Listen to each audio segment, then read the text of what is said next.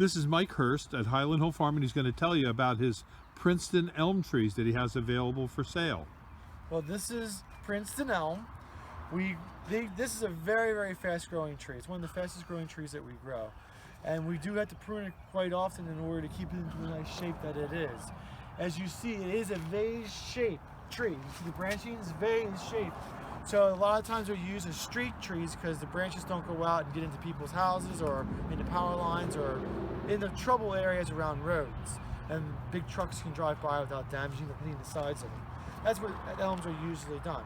But this is an elm, and this is a type of elm that has a claim to be resistant to the Dutch elm disease.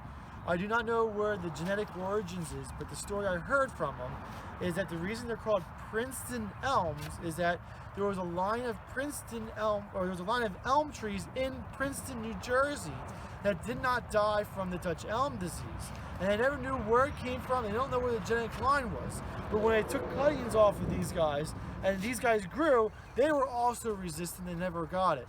So that's where this stock comes from. That's the story behind it, or that's the story that I was told that I am telling to you.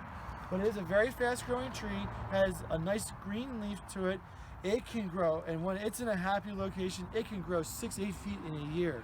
Sometimes when we plant them and they're whips and we put them in the ground, they grow so fast that we had to prune them back to keep them down so that we could get a nice head or canopy to the tree. If you're real young, a real sapling, you put it in and you let it grow, it'll just be like a telephone pole growing up. Very, very fast growing tree. Fairly resistant. It does get a couple bugs here and there, but nothing that's going to take the tree down that I'm aware of.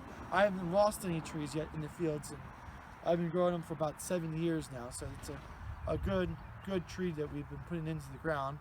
We usually put them in a little bit wetter fields that we have because they can take the wetness, but if you have it in a drier field, it'll perform spectacular for you.